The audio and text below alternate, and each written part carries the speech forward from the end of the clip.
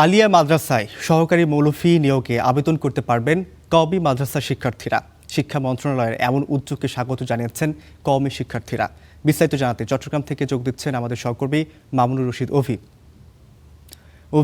যেমনটি বলছিলাম যে শিক্ষা মন্ত্রণালয়ের নতুন এই ঘোষণাকে কিভাবে দেখছেন কওমি মাদ্রাসার সংশ্লিষ্টরা, আপনার কাছে কি তথ্য আছে জানাবেন আমাদের।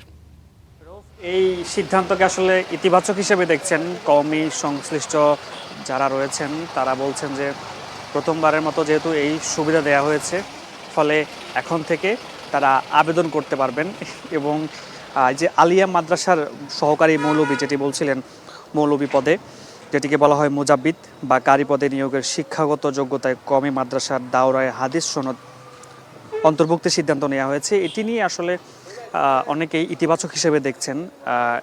মূলত বুধবার শিক্ষা মন্ত্রণালয়ের কারিগরি ও মাদ্রাসা শিক্ষা বিভাগের এক সভায় এই সিদ্ধান্ত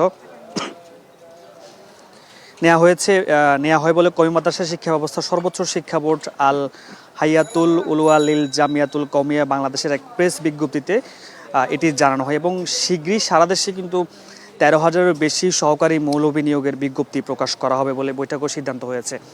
এবং যারা আসলে রয়েছেন শিক্ষার্থী, তারা বলছিলেন যে এখন থেকে তারাও আবেদন করতে পারবেন এবং এটি কিন্তু সরকারিভাবে এখন পর্যন্ত তারা জানেন না, যদিও সিদ্ধান্ত হয়েছে এবং প্রজ্ঞাপন জারি হবে তাদের পর্যন্ত আসবে এবং এরপরেই মূলত যে কার্যক্রম, সেই কার্যক্রমের অংশ হিসাবে তারা আবেদন করবেন এবং বিভিন্ন যে প্রক্রিয়া রয়েছে সেগুলো অনুসরণ করেই এই সিদ্ধান্তগুলো তারা করবেন। এবং এটি মূলত জাতীয় বেতন স্কেল 2015 অনুযায়ী এই পদের বেতন গ্রেড নির্ধারণ করা হয়েছে 10ম এবং ইবতেদায়ী কারি পদের বেতন গ্রেড হবে 16তম। এবং এই যে সুযোগ সুবিধা সহ যে সমস্ত বাড়তি জিনিসপত্র রয়েছে সেই সব সুযোগ সুবিধা কিন্তু তাদেরকে দেয়া হবে। এবং সভায় আরও জানানো হয় কারিগরি ও মাদ্রাসা শিক্ষা বিভাগের উদ্যোগে শীঘ্রই নতুন করে জাতীয় কিরাত ও হিফজুল কোরআন প্রতিযোগিতা 2026 আয়োজন করা হবে এবং কোরআন পড়ো জীবন গড়ো স্লোগানে আয়োজিত এই প্রতিযোগিতায় স্কুল, আলিয়া ও কওমি মাদ্রাসার 8 থেকে 14 বছর বয়সী শিক্ষার্থীরা অংশ নিতে পারবে।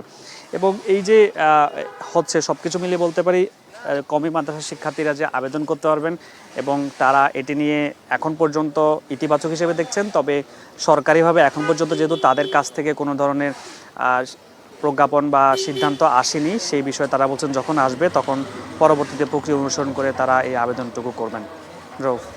অভি, আপনাকে অসংখ্য ধন্যবাদ।